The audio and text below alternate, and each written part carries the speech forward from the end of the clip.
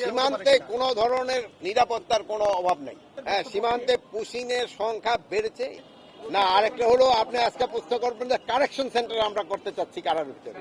কারাটার কারা থাকবে না, এটা একটা কারেকশন সেন্টার হিসেবে আমরা চাচ্ছি।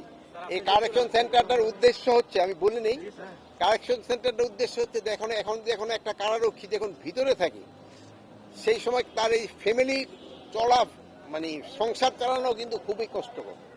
এই বন্দীদের, স্পেশালি বন্দীদের সংসার চালানো খুবই কষ্টকর, যেহেতু সাধারণত তারাই একটা উপার্জনক্ষম থাকে।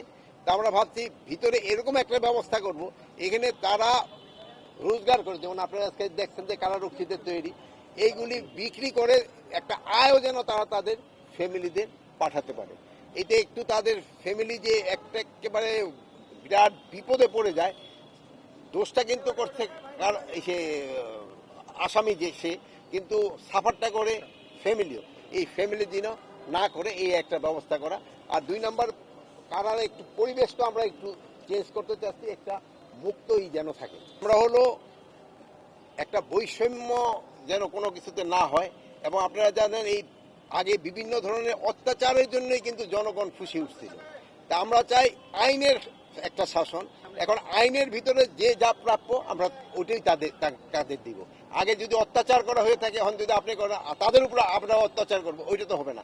আমরা চাচ্ছি একটা আইনের শাসন, এটা এবং নিয়মের ভিতরে যার যা প্রাপ্য, যার যার শাস্তি প্রাপ্য যেটু, তার অন্যান্য সুযোগ সুবিধা পাওয়ার প্রাপ্য যেটু, আমরা ওইটা তাদের দিই। হ্যাঁ, সীমান্তে পুশিংয়ের সংখ্যা বেড়েছে, এই জন্য আমরা প্রতিবাদও করেছি।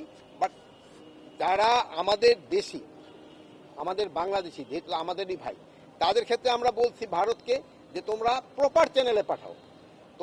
আমরা যেমন যারা অন্যান্য দেশে, যারা আমাদের দেশে অবৈধভাবে থাকে, তাদের আমরা কিন্তু প্রপার চ্যানেল একটা আছে, ওইটার ভাবে পাঠাই। বাট ওনারা এটা করতেছে না। বাট এই জন্য আমরা তাদের বলতেছি যে তোমরা প্রপার ভাবে পাঠাও। সে যদি আমার দেশের নাগরিক হয়, আমরা অবশ্যই তারে আমরা অ্যাকসেপ্ট করব। এলএমই সার্টিফাইড বিশ্ব সেরা কপারে তৈরি ওয়ালটন কেবলস, যা আপনার স্থাপনাকে রাখবে সব সময় নিরাপদ। এই ব্যাপারে আমাদের লেভেলে হয়েছে, ফরেন মিনিস্ট্রি তো তারা যোগাযোগ করে। আপনারা বলছি যে গত ঈদ কিন্তু মাশাআল্লাহ অনেক ভালোভাবে হয়েছে, যেটা আপনারাই কিন্তু বিভিন্ন মাধ্যমে আপনারা প্রকাশ করছেন। এই ঈদও যেন ওই একই মাপে হয় এবং হচ্ছে আরো স্ট্যান্ডার্ড উন্নতি হয়। এই জন্য আমরা কিন্তু যেসব আমাদের আইন শৃঙ্খলা বাহিনী আছে, ভাইরা যারা আছে, তাদেরই কিন্তু আমরা সবাই ইনস্ট্রাকশন দিয়েছি। এবার আল্লাহ দিলে ঈদের সময় এবং অন্যান্য সময় পরিবেশ আরো ভালো থাকবে। সীমান্তে কোনো ধরনের নিরাপত্তার কোনো অভাব নাই। আমরা আমার জনগণ সম্পূর্ণভাবে নিরাপদ এবং সীমান্ত সম্পূর্ণ নিরাপদ। আমার বাহিনী সব সময় যে কোনো পরিস্থিতি মোকাবেলা করার জন্য প্রস্তুত আছে। কোনো রকমের অশান্তি এখানে বর্ডারে হবে না আল্লাহ দিলে। তা আপনাদের ক্ষেত্রে একটা শুধু অনুরোধ করব, আপনারা সত্যি সংবাদটা প্রকাশ করবেন।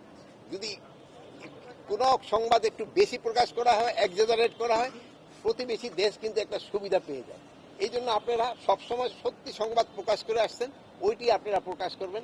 এবং এইটা যদি আপনি জারি রাখেন, আইন শৃঙ্খলা পরিস্থিতি এবং অন্যান্য জিনিস অনেক উন্নত হবে। আর আপনারা আমাদের সাথে যেভাবে সাহায্য এবং সহযোগিতা করে যাচ্ছেন, আপনারা এইটা বজায় রাখবেন। এটা যদি বজায় রাখেন, আইন শৃঙ্খলা পরিস্থিতি এবং অন্যান্য এই যে পরিস্থিতি উন্নত হবে। আপনি দেখছেন দ্রব্যমূল্য কিন্তু আমরা কিন্তু একটা সহনীয় পর্যায়ে আছে। এটা কিন্তু আপনাদের চেষ্টাই হয়েছে। আপনি দেখেন এখন এই যে ধরেন ধানের উৎপাদনও কিন্তু আমাদের এইবার অনেক বেড়েছে, প্রায় 15 লক্ষ টন আমাদের এই বড় ধানের উৎপাদন বেড়েছে। এই জন্য হয়তো আমাদের যে গত বছর যে আমাদের কিছু আমদানি করা হচ্ছে, আমাদের আমদানি করার প্রয়োজন না হতে পারে। এই জন্য আপনারা যদি সবাইকে উৎসাহ করেন, আমাদের কৃষকদেরও যদি উৎসাহিত করেন, তো কিন্তু তারা করে। ইভেন আলুরও দেখেন, আলুর দাম, কৃষকরা কিন্তু ইভেন আলুর দাম, যার ন্যায্য দামটাও কিন্তু পাচ্ছে না, যেহেতু আলু উৎপাদন অনেক বেশি হয়ে গেছে। এবং এরও যেন ন্যায্য দামটা পায়, এটার জন্য আপনারা একটু যদি সাহায্য এবং সহযোগিতা করেন, তবে ভালো হবে।